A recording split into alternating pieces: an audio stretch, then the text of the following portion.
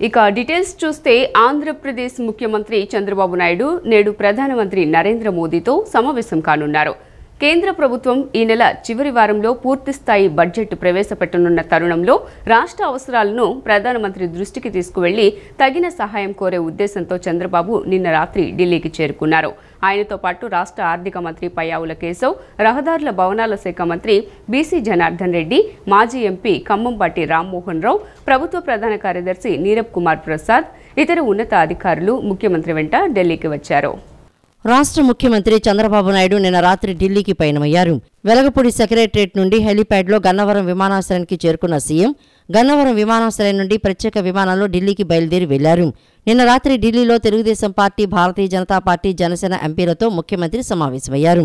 Parliament తొలి సమావేశాలు జరిగిన తీరును తెలుసుకుని భవిష్యత్తులో జరిగే సమావేశాల్లో రాష్ట్ర సమస్యల పరిష్కారం కోసం ఎంపీలు నిర్వహించాల్సిన పాత్రపై చర్చించారు. ముఖ్యమంత్రి ఈ పర్యటనలో గత ప్రభుత్వం చేసిన ఆర్థిక విధ్వంసం కారణంగా ప్రస్తుతం రాష్ట్రం ఎదుర్కొంటున్న ఇబ్బందులను ప్రధానమంత్రి, ఇతర కేంద్ర మంత్రుల దృష్టికి తీసుకువెళ్లి ఆర్థికంగా మౌలిక వసతుల పరంగా సాయం కోరనున్నట్లు తెలిసింది. రాజధాని అమరావతి నిర్మాణం, పోలవరం ప్రాజెక్టు వేగంగా పూర్తి చేయటం, అనంతపురం అమరావతి రహదారుల మరమ్మతులు, పట్టణ గ్రామీణ పేద ఇళ్లు, జల్ జీవన్ మిషన్ కింద ఇంటింటికి తాగునీరు తదితర అంశాలపై చంద్రబాబు కేంద్ర ప్రభుత్వానికి ప్రత్యేక విజ్ఞప్తులు చేయనున్నట్లు సమాచారం. ఈ రోజు ఉదయం 10:15 ప్రధానమంత్రి మోడీని కలుస్తారు. అంతకుముందు 9 గంటలకు వాణిజ్య శాఖల మంత్రి పీయూష్ గోయల్, 12:15 రహదారి రవాణా శాఖ మంత్రి నితిన్ గడ్కరీ, 2 గంటలకు వ్యవసాయ గ్రామీణాభివృద్ధి శాఖ మంత్రి శివరాజ్ సింగ్ చౌహాన్, 2:45 హోంమంత్రి అమిత్ షా, శుక్రవారం ఉదయం 9 గంటలకు నీతి ఆయోగ్ సీఈఓ బీవీఆర్ సుబ్రహ్మణ్యం, 10 గంటలకు ఆర్థిక మంత్రి నిర్మలా సీతారామన్, 10:45 కేంద్ర ఆరోగ్య మంత్రి జేపీ నడ్డా, 12:30 మంత్రి అద్వాలేలను కలుస్తారు. తర్వాత పలువురు పారిశ్రామికవేత్తలు, జపాన్ రాయబారితో సమావేశం కానున్నారు. శుక్రవారం సాయంత్రం ఆయన ఢిల్లీ నుంచి హైదరాబాద్ తిరిగి వెళ్లి శనివారం విభజన సమస్యలపై తెలంగాణ ముఖ్యమంత్రి రేవంత్ రెడ్డితో జరిగే సమావేశంలో పాల్గొంటారు. ప్రపంచంలోనే అతిపెద్ద భూసేకరణ ప్రాజెక్టు అమరావతి అని ఏపీ ముఖ్యమంత్రి చంద్రబాబు నాయుడు తెలిపారు. అమరావతి పేరును కేబినెట్లో 100% అంగీకరించారన్నారు. ప్రతి గ్రామం నుంచి మట్టి, నీరు తెచ్చి అమరావతిలో ఉంచామని, యమునా నది నీరు, పార్లమెంటు మట్టిని ప్రధాని మోదీ తెచ్చారన్నారు. దేశంలోని ప్రముఖ దేవాలయాల పవిత్ర జలం మట్టి తెచ్చామన్నారు. ఆ పవిత్ర జలం, మట్టి మహిమ అమరావతిలో ఉందని, అందుకే అమరావతిని ఎవరూ కదిలించలేకపోయారన్నారు.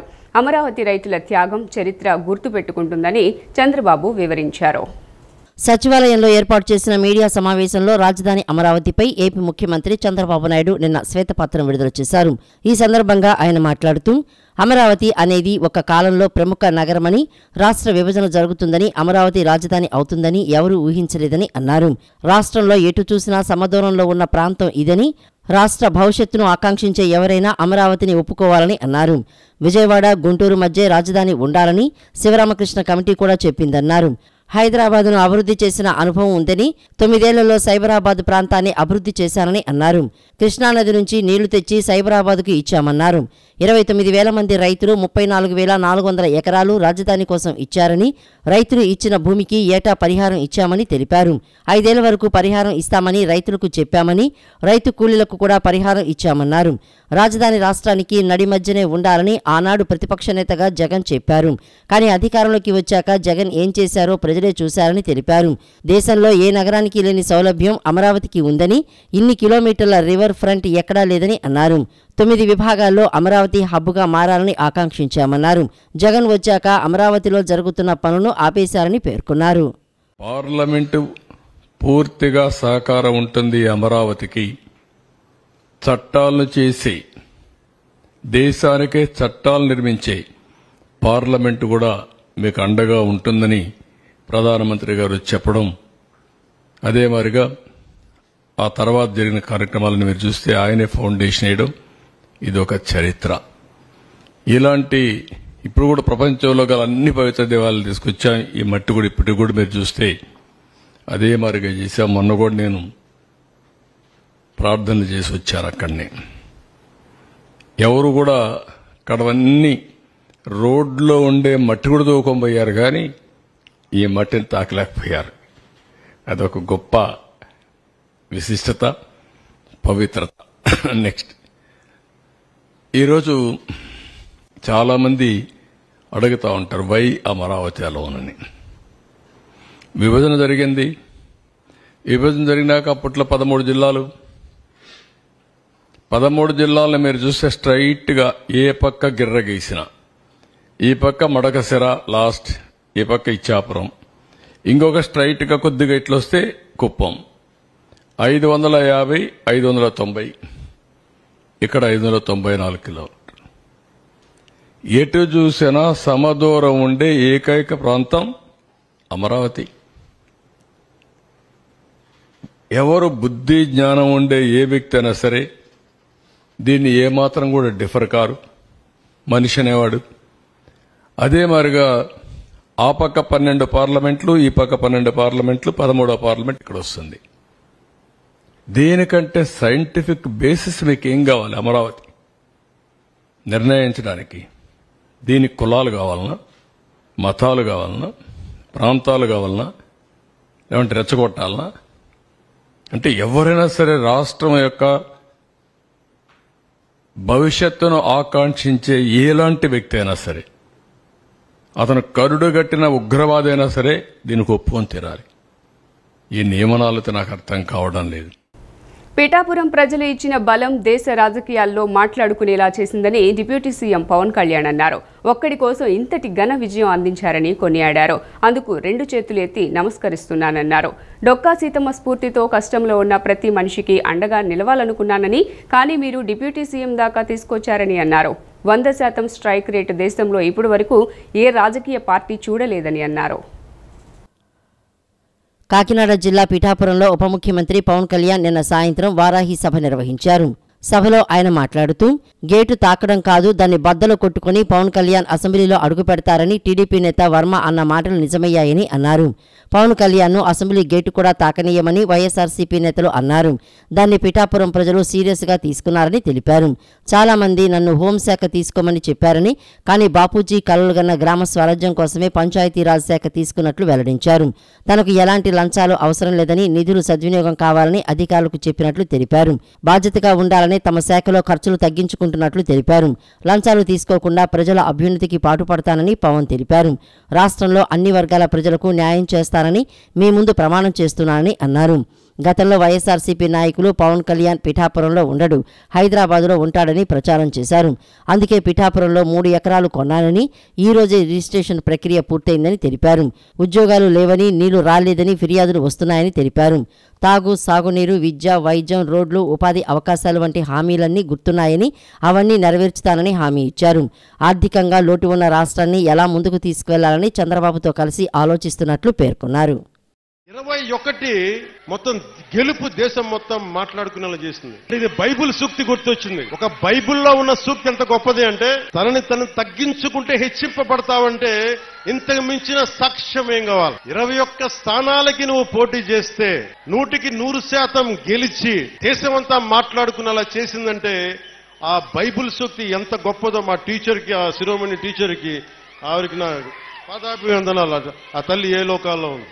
అలాగే ఉప్పాడ సభకు పెట్టుకున్నప్పుడు నేను చాలా బలమైన కొన్ని దశాబ్దాలుగా సనాతన ధర్మాన్ని గౌరవించే వ్యక్తిని, పాటించే వ్యక్తిని. వారాహి తల్లి వ్రతం చేస్తున్నా, బొట్టు పెట్టుకున్నా, నా ప్రియ సోదరులు పాటించే ఇస్లాం మతానికి అంతే గౌరవిస్తాను. నా అన్నదమ్ములు, అక్క చెల్లెలు పాటించే క్రీస్తు ధర్మానికి నేను అంతే ప్రాణం ఇస్తాను. భగవంతుడిని మనం రకరకాలుగా ప్రార్థించుకోవచ్చు. ఒకరు అల్లా అనొచ్చు, నేను ఈశ్వరి, తల్లి, వారాహి అనొచ్చు, మీరు జీసస్ అనొచ్చు. అన్ని దారులు, భిన్నమైన దారులు ఒక దారికి చేరటాను అని తెలియజేసుకుంటూ, సర్వ మతాలు సమ్మేళనం ఈ నేల తల్లికి, పిఠాపురం నేల తల్లికి మొక్కుతూ, మీ అందరికీ దారి పొడుగుతా ఇక్కడ అభినందనలు పలికిన ప్రతి ఒక్కరికి, అన్ని మండలాల్లోని ప్రజలకి, 53, 54 పంచాయతీల ప్రజలకి, అన్ని మండలాల ప్రజలకి 2 చేతులెత్తి మీకు శిరస్సు వంచి నేను నమస్కరిస్తున్నాను.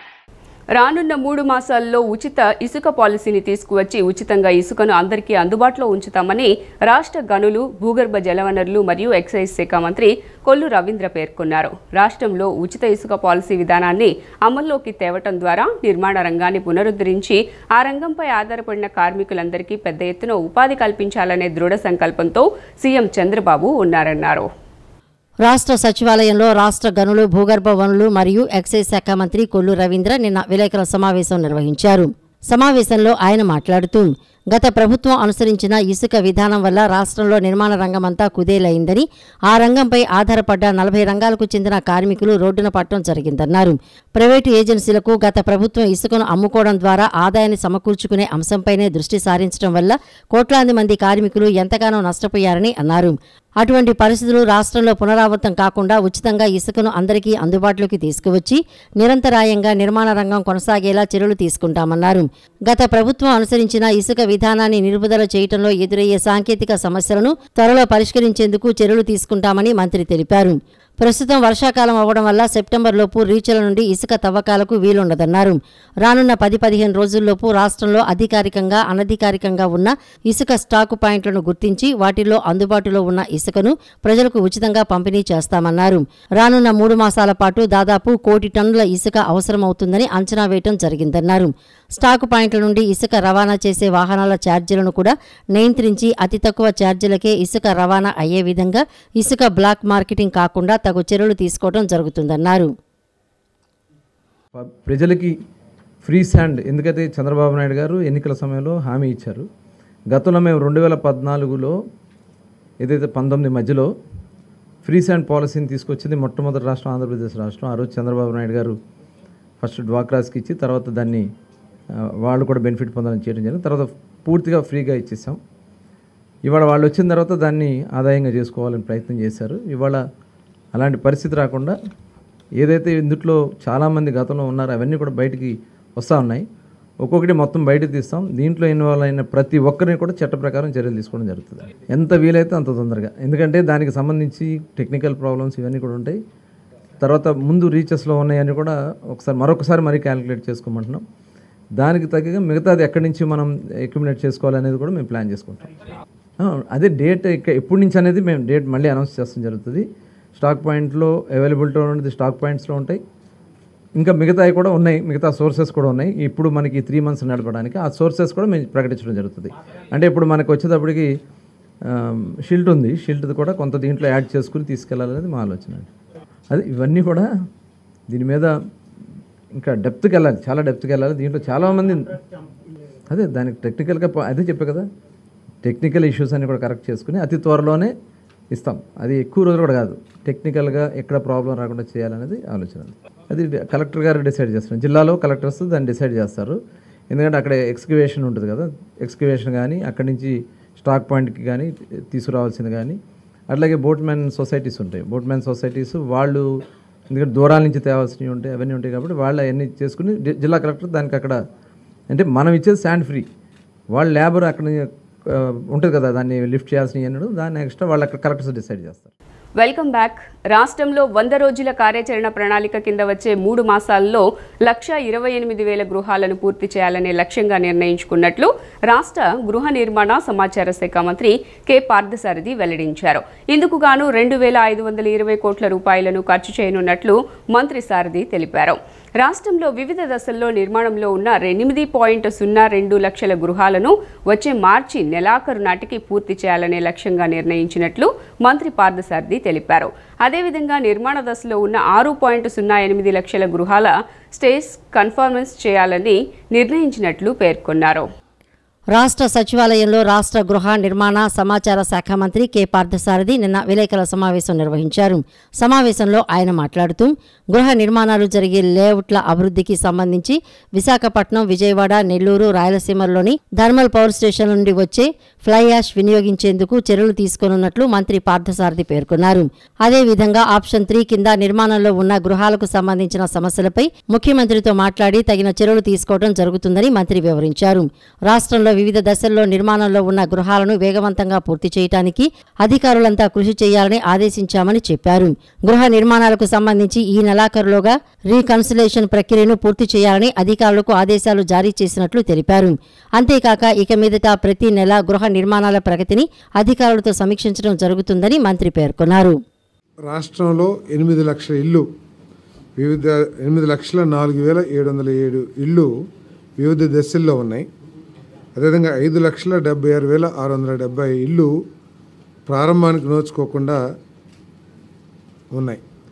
సో ఈ 100 రోజుల్లో మరి డిపార్ట్మెంట్లో ఉన్న సమస్యల గురించి, వీటిని టార్గెట్ రీచ్ కావాలంటే ఏం చేయాలి అనే దాని మీద చాలా కూలంకషంగా చర్చించడం జరిగింది. రాబోయే 100 రోజుల్లో 128,000 గృహాలని పూర్తి చేయాలని చెప్పేసి, ముఖ్యంగా రూఫ్ లెవెల్కి వచ్చిన ఇళ్ళన్నీ కూడా పూర్తి చేయాలని లక్ష్యాన్ని నిర్ణయించుకున్నామని చెప్పేసి మనం చేస్తా ఉన్నాను. ఈ లక్ష్యాన్ని చేరటం కోసం దాదాపు 2,000 కోట్ల రూపాయలు నిధులు అవసరం అవుతాయి. దీంట్లో ఎక్కువ కాంపోనెంటు మరి కేంద్ర ప్రభుత్వం ఉంది కాబట్టి పెద్ద ఇది తప్పుకోకుండా లక్ష్యాన్ని చేరగలమని చెప్పేసి నమ్మకంతో ఉన్నాం. అదేవిధంగా మిగిలిన 7 లక్షలు ఏదైతే ఉంటాయో 6,75,000 ఇళ్ళు మార్చి కల్లా పూర్తి చేయాలని చెప్పేసి లక్ష్యాలని నిర్ణయించుకున్నామని చెప్పేసి మనం చేస్తాను. కాలుష్య నియంత్రణ మండలి ఏపీ ఖనిజాభివృద్ధి సంస్థలకు చెందిన బస్తాల కొద్దీ దస్త్రాలను విజయవాడ అవినిగడ్డ కరకట్టపై నిన్న రాత్రి తగలబెట్టిన వైనం కలకలం రేపింది. ఇందులో కొన్ని సీఎంఓకు చెందిన దస్త్రాలు, కాలుష్య నియంత్రణ మండలికి చెందిన హార్డ్ డిస్కులు ఉన్నట్లు ప్రత్యక్ష సాక్షులు చెబుతున్నారు. ఏపీ ఖనిజాభివృద్ధి సంస్థకు చెందిన దస్త్రాలు కూడా ఉన్నట్లు అనుమానాలు వ్యక్తమవుతున్నాయి. కాలుష్య నియంత్రణ మండలి ఏపీ ఖనిజాభివృద్ధి సంస్థలకు చెందిన బస్తాల కొద్దీ దస్త్రాలను విజయవాడ అవనిగడ్డ కరకట్టపై నిన్న రాత్రి తగలబెట్టిన వైనం కలకలం రేపింది. నిన్న రాత్రి 9 గంటల సమయంలో ఏపీ 16EF 2596 నెంబర్ గల ఇన్నోవా కారులో కొందరు వ్యక్తులు కరకట్టపైకి వచ్చారు. ఈ వాహనంపై ప్రభుత్వ వాహనం అనే స్టిక్కర్ ఉంది. వీరు పెనమలూరు మండలం పెదపులిపాక సమీపంలోని శ్రీనగర్ కాలనీ వద్ద కారు నిలిపి అందులో ఉన్న బస్తాల్లోని దస్త్రాలను కరకట్టపై తగలబెట్టడం మొదలుపెట్టారు. అటుగా వెళ్తున్న ఓ తెలుగుదేశం పార్టీ కార్యకర్త దీన్ని గమనించారు. దస్త్రాలపై మాజీ మంత్రి పెద్దిరెడ్డి రామచంద్రారెడ్డి, కాలుష్య నియంత్రణ మండలి మాజీ చైర్మన్ సమీర్ శర్మ చిత్రాలు ఉండటంతో ఆయన వెంటనే పెనమలూరు ఎమ్మెల్యే బోడే ప్రసాద్ తెలుగుదేశం పార్టీ నేతలకు సమాచారం అందించారు. దీంతో పెదపులిపాక తెలుగుదేశం పార్టీ నేతలు, కార్యకర్తలు వెంటనే అక్కడికి చేరుకున్నారు. ఇది గమనించిన ఇన్నోవాలోని వ్యక్తులు యనమల కుదురు వైపు పరారయ్యారు. యనమల కుదురులో తెలుగుదేశం పార్టీ నేతలు ఆ వాహనాన్ని అడ్డుకొని పోలీసులకు సమాచారం అందించారు. పోలీసులు అక్కడికి వచ్చి కారులో ఉన్న ఇద్దరిని అదుపులోకి తీసుకున్నారు. పెనమలూరు ఎమ్మెల్యే బోడే ప్రసాద్ వచ్చి కాలిపోయిన దస్త్రాలను పరిశీలించారు. సమీర్ శర్మ సూచనతో దస్త్రాలు తీసుకొచ్చి తగలబెట్టినట్లు ఇన్నోవా డ్రైవర్ నాగరాజు తెలిపారు. వైఎస్ఆర్సీపీ అధ్యక్షుడు వైఎస్ జగన్మోహన్ రెడ్డితో ఆ పార్టీ ముఖ్య నాయకులు ఇటీవలి ఎన్నికల్లో పోటీ చేసిన అభ్యర్థులు భేటీ అయ్యారు. తాడేపల్లిలోని క్యాంపు కార్యాలయంలో వైఎస్ జగన్ను ఎమ్మెల్సీ ఇసాక్, మాజీ ఎమ్మెల్యే కిలివేటి సంజీవయ్య, పార్టీ నాయకులు కోలా గురువులు, చింతల చెరువు సూర్యనారాయణ రెడ్డి, చంద్రమౌళి, బుడ్డా శేషారెడ్డి తదితరులు కలిశారు. తమ నియోజకవర్గాల్లో పరిస్థితులపై కొందరు నేతలు వివరించగా వెనక్కి తగ్గకూడదు, మళ్లీ ముందుకు కదలాలని ఆయన సూచించారు. ఏపీపీఎస్సీ చైర్మన్ గౌతమ్ సవాంగ్ తన పదవికి రాజీనామా చేశారు. ఆయన రాజీనామాను గవర్నర్ జస్టిస్ అబ్దుల్ నజీర్ ఆమోదించారు. వైఎస్ఆర్సీపీ ప్రభుత్వంలో గౌతమ్ సవాంగ్ కొంతకాలం డీజీపీగా కొనసాగారు. 2019 మే నుంచి 2022 ఫిబ్రవరి వరకు పదవిలో ఉన్న ఆయన ఉద్యోగ విరమణకు 2 ఏళ్ల ముందే రాజీనామా చేశారు. అనంతరం సవాంగ్ను అప్పటి వైఎస్ఆర్సీపీ ప్రభుత్వం ఏపీపీఎస్సీ చైర్మన్గా నియమించింది. 2022 మార్చిలో ఆయన బాధ్యతలు చేపట్టారు. Welcome back. రాష్ట్ర ఉప ముఖ్యమంత్రి పవన్ కళ్యాణ్ నిన్న సాయంత్రం పిఠాపురం ప్రముఖ శక్తిపీఠం శ్రీ పూరుహితిక అమ్మవారిని దర్శించుకున్నారు. అమ్మవారికి ప్రత్యేకంగా పూజలు నిర్వహించి మొక్కులు చెల్లించుకున్నారు. రాష్ట్ర ఉప ముఖ్యమంత్రి పవన్ కళ్యాణ్ నిన్న సాయంత్రం పిఠాపురం ప్రముఖ శక్తిపీఠం శ్రీ పురోహితిక అమ్మవారిని దర్శించుకున్నారు. అమ్మవారికి ప్రత్యేకంగా పూజలు నిర్వహించి మొక్కులు చెల్లించుకున్నారు. పిఠాపురం ఉప్పాడ బస్టాండ్ సెంటర్లో ఏర్పాటు చేసిన వారాహి సభకు ముందు శ్రీపాదగయ క్షేత్రానికి విచ్చేసిన పవన్ కళ్యాణ్కి దేవాదాయ శాఖ అసిస్టెంట్ కమిషనర్ దుర్గా భవానీ ఆధ్వర్యంలో అర్చకులు ఆలయ మర్యాదలతో స్వాగతం పలికారు. మొదట విఘ్నేశ్వరుడిని, శ్రీపాద శ్రీవల్లభుడిని, శ్రీ కుకుటేశ్వర స్వామిని దర్శించుకున్నారు. అనంతరం శక్తి స్వరూపిణి అయిన పురోహితిక అమ్మవారికి పూజలు నిర్వహించారు. అర్చకులు అష్టోత్తర పూజ అనంతరం అమ్మవారి చిత్రపటాన్ని బహూకరించి ఆశీర్వచనాలు అందజేశారు. అమరావతిపై సీఎం చంద్రబాబు విడుదల చేసింది శ్వేతపత్రం కాదని, వైఎస్ఆర్సీపీ ప్రభుత్వంపై నీలాప నిందలు వేసే పచ్చపత్రమని మాజీ మంత్రి ఆదిమూలపు సురేష్ మండిపడ్డారు. నిరాధార ఆరోపణలతో అభియోగాలు మోపుతూ గత ప్రభుత్వం 5 ఏళ్లలో అమరావతి నిర్మాణాన్ని అడ్డుకుందంటూ అసత్య పత్రం విడుదల చేశారని దుయ్యబట్టారు. తాడేపల్లిలోని వైఎస్ఆర్సీపీ కేంద్ర కార్యాలయంలో మాజీ మంత్రి ఆదిమూలపు సురేష్ నిన్న మీడియాతో మాట్లాడారు. అమరావతి తన విజన్ అని చెప్పిన చంద్రబాబు దాని నిర్మాణం పూర్తి చేయడానికి ఎందుకు పరిపూర్ణంగా నిధులు వెచ్చించలేదని ప్రశ్నించారు. బాబు చెబుతున్న రాజధాని కొందరికేనన్నది ఇప్పటికే స్పష్టమైందన్నారు. ఇదంతా ఇన్సైడర్ ట్రేడింగ్ అని తాము ఆధారాలతో చూపించామన్నారు. గత టీడీపీ హయాంలో మీరు మీ వాళ్లు గుంటూరు జిల్లా తుళ్లూరు, అమరావతి, తాడికొండ తదితర మండలాల్లో 4069.95 ఎకరాలు కొనుగోలు చేయటం వాస్తవం కాదా అని ప్రశ్నించారు. రాష్ట్ర సమగ్రాభివృద్ధి అధికార వికేంద్రీకరణలో భాగంగా 3 రాజధానుల విధానాన్ని ప్రకటించి అందులో అమరావతిని భాగం చేసి అభివృద్ధి దిశగా అడుగులు వేశామని చెప్పారు. అమరావతి నిర్మిస్తామని 1,00,000 కోట్లు ఎస్టిమేషన్ వేసి 50,000 కోట్లు డిపిఆర్లు తయారు చేసి చివరకు వాళ్లు ఖర్చు చేసింది 4,900 కోట్లు. 2,000 కోట్లు అందులో బకాయిలు పెట్టారని అన్నారు. హడ్కో నుంచి మాస్టర్ ప్లాన్, రోడ్లు, మౌలిక సదుపాయాలు కల్పిస్తామని చెప్పి 1,151.59 కోట్లు తెచ్చారు.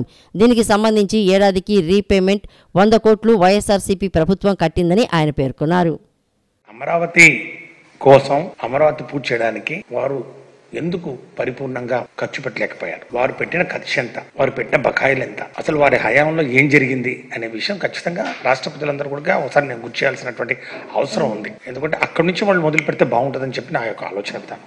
ఎందుకంటే దాంట్లో ఏం జరిగింది అనే విషయం, ముఖ్యంగా ఆ ఇన్సైడర్ ట్రేడింగ్ అనేది ఏదైతే మేము చెప్పడం జరిగిందో దానికి ఏదైతే వారు దాన్ని ప్రతిఘటించే ప్రయత్నం చేశారో ఆధారాలతో పాటు మేము చూపించిన విషయాన్ని కూడా ఈ సందర్భంగా నేను ఉటంకిస్తా ఉన్నాను. ఒక్కసారి వెనక్కి వెళ్తే ఈ రాజధాని కోసం ప్రకటన జరిగిన సమయం ఏదైతే ఉందో సెప్టెంబర్ 4, 2014లో ఈ రాజధాని ప్రకటన చేయక ముందే అక్కడ భూములు కొనిన మాట విషయం ఒకసారి కూడా పరిశీలన చేయాల్సినటువంటి అవసరం ఉంది. అక్కడి నుంచి మొదలు పెడితే బాగుంటుంది.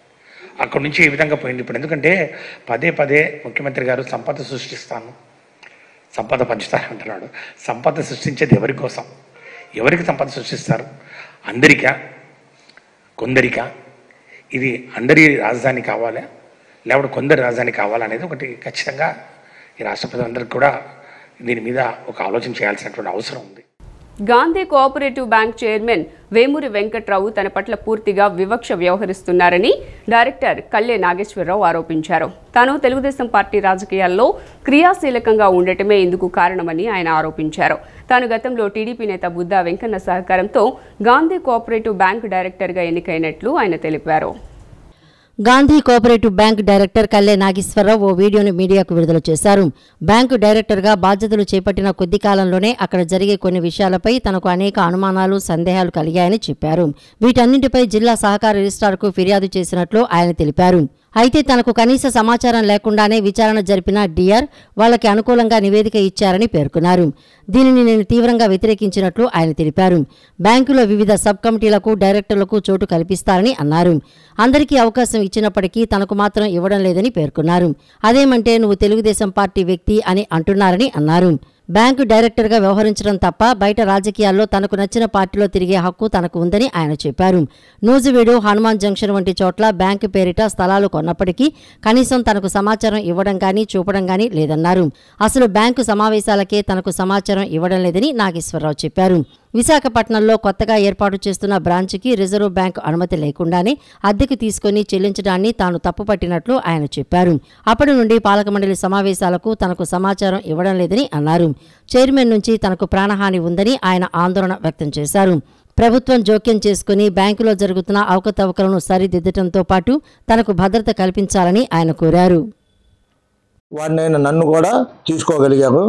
ఒక డైరెక్టర్గా నేను గాంధీ కోఆపరేటివ్ బ్యాంకులు అయ్యానే కానీ మిగతా విషయాల్లో నాకు ఎటువంటి సహాయ సహకారాలు మా చైర్మన్ నాకు అందించలేదు. ఎలాగంటే అక్కడ జరిగే మీటింగ్లో నేను సంతకాలు పెడతామే తప్పనిచ్చి ఏ విషయం కూడా, ఒక ఎగ్జాంపుల్ చెప్తా, హనుమాన్ జంక్షన్లో స్థలం కొనడానికి కానీ, నూజివీడులో స్థలం కొనుగోలు చేయడానికి కానీ మాకు డైరెక్టర్లుగా మాకు ఎవరికి చూపించాకో తెలియదు, మాకైతే తెలియదు. బోర్డు మీటింగ్లో ఇలా కొన్నాము, స్థలము ఎంత అయింది అని చెప్పడం వరకే, ఆ రోజు అవి వినటం వరకే నా వంతు అయింది. అలాగే బోర్డులో సబ్ కమిటీలు ఉంటాయి. ఆ సబ్ కమిటీలో కూడా నన్ను వేయకుండా, నేను తెలుగుదేశం పార్టీ వాడిని అని చెప్పేసి నన్ను వేయకుండా, నాకు ఎటువంటి పాత్ర కూడా ఆ సబ్ కమిటీలో లేకుండా చేశారు వేమూరి చిన్ని గారు. ఆచరణ కాని అశాస్త్రీయమైన టార్గెట్ల కోసం జీడీఎస్లను ఒత్తిడి చేయటం ఆపివేయాలని ఆల్ ఇండియా గ్రామీణ డాక్ సేవక్స్ యూనియన్ నాయకులు చీఫ్ పీఎంజీని కోరారు.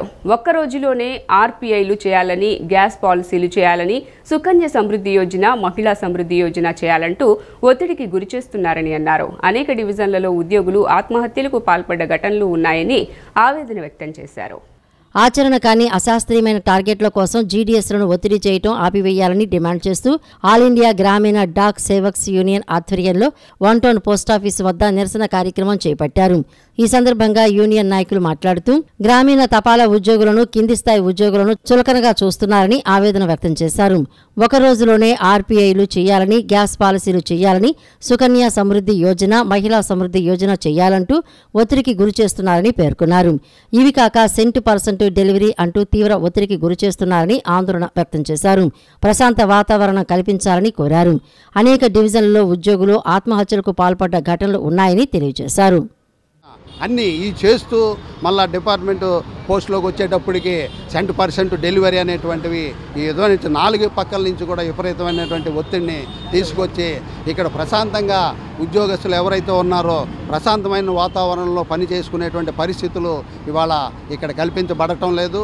అందుకని మేము ఇవాళ డివిజనల్ అడ్మినిస్ట్రేషన్కి మా యొక్క నిరసన ద్వారా ఈ ఎంప్లాయీస్ ఎవరైతే ఉన్నారో ఎంప్లాయీస్ అందరూ కూడా పబ్లిక్కి సర్వీస్ చేయాలంటే గత పీస్ఫుల్ అయినటువంటి వాతావరణంలోనే మీరు పని పరిస్థితులని వాతావరణాన్ని కల్పించాలని చెప్పేసి కోరుతున్నాము. ఈ విధమైన హెరాస్మెంట్ ఉంటే మానసిక ఆందోళనతో మనిషి ఆందోళన చెందుతున్నటువంటి పరిస్థితి ఉంది. ఇవాళ చాలా డివిజన్స్లో కూడా కొంతమంది సూసైడ్లు కూడా చేసుకున్నటువంటి పరిస్థితులు ఉన్నాయి. కొన్ని సందర్భాల్లో మహిళా కామ్రేడ్స్ పట్ల కూడా విపరీతంగా అమర్యాదకరమైనటువంటి భాషను ఉపయోగించడం వల్ల ఆ కామ్రేడ్స్ మానసిక వేదనకి గురవుతున్నటువంటి ఏఐజీడీఎస్ సంఘం పిలుపు మేరకు డివిజన్లో ఉన్న AIPU group C, FNPO group C, P4 and MTS, BMS యూనియన్లు మద్దతుగా వీళ్ళకి మద్దతు తెలపడానికి వచ్చాం. ఇక్కడ నిరసన కార్యక్రమానికి అశాస్త్రీయమైన టార్గెట్లు ఇచ్చి చేయమంటాం చాలా అన్యాయం. ఇది ఇలాంటి ప్రజలు కింద స్థాయి ఉద్యోగుల మీద పెట్టకుండా ప్రత్యామ్నాయం వేరే విధంగా ఈ టార్గెట్లను పూర్తి చేసే విధంగా అడ్మినిస్ట్రేషన్ చూడవలసిందిగా మీడియా తరపున మేము కోరుతున్నాము. సిటీ న్యూస్ ఇంతటితో సమాప్తం. తిరిగి వార్తల్లో మళ్ళీ కలుద్దాం. అంతవరకు సెలవు. నమస్కారం.